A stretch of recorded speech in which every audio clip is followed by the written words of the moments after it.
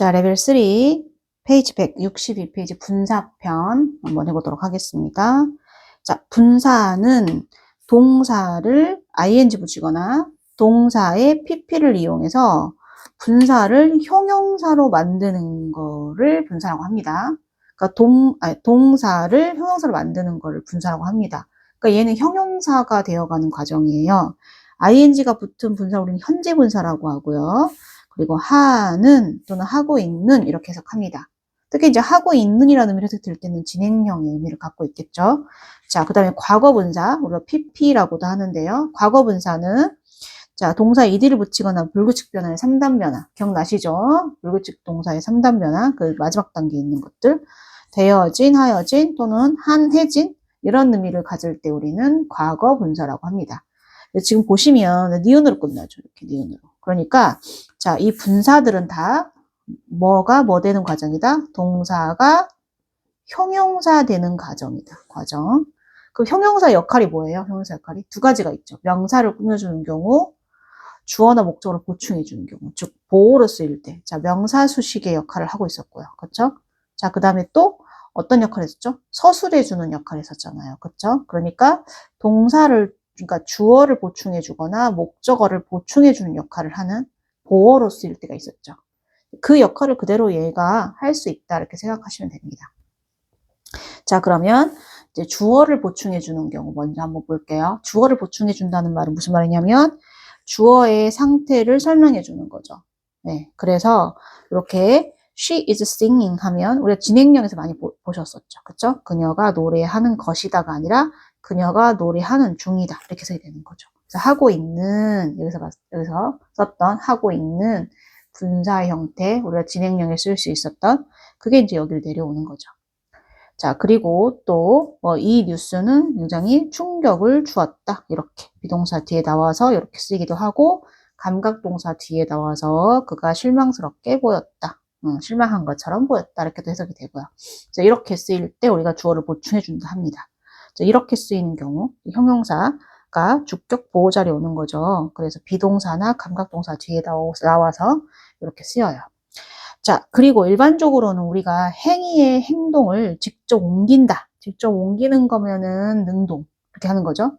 그렇게 되어지면 수동이다. 이렇게 우리가 얘기를 했었어요. 그런데 실은 여기서 이제 우리가 조심하셔야 되는 거는 이 부분입니다. 별표 먼저 치고 시작할게요. 마지막에 있었던 감정의 분사. 특히 조심하셔야 됩니다.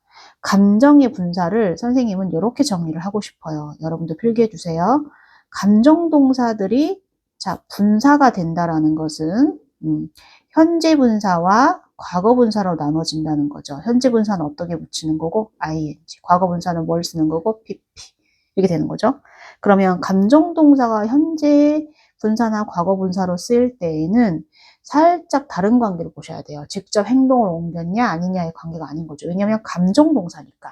감정 동사는 행동의 동사들이 아니잖아요. 그러니까 뭔가 다른 기준으로 푸셔야 돼요. 자, 그래서 선생님 한번 적어볼게요. 감정 동사들은 얘가 꾸며주는 대상 또는 얘가 보충해주는 주어나 목적어의 관계가 어떤 관계냐면 감정을 유발하는 관계입니다. 감정을 유발. 그 다음에 과거 분사인 경우에는 감정을 느끼는 관계인 겁니다. 이거를 여러분이 꼭 외워두셔야 돼요. 자, 이렇게 꼭 외우기 이렇게 적어 놓으시고 꼭 시험 보셔야 돼요. 자, 다시 그럼 이제 한번 예문을 통해서 우리가 해볼까요? disappoint라고 하는 단어를 찾아보면 실망시키다 라고 하는 동사일 겁니다.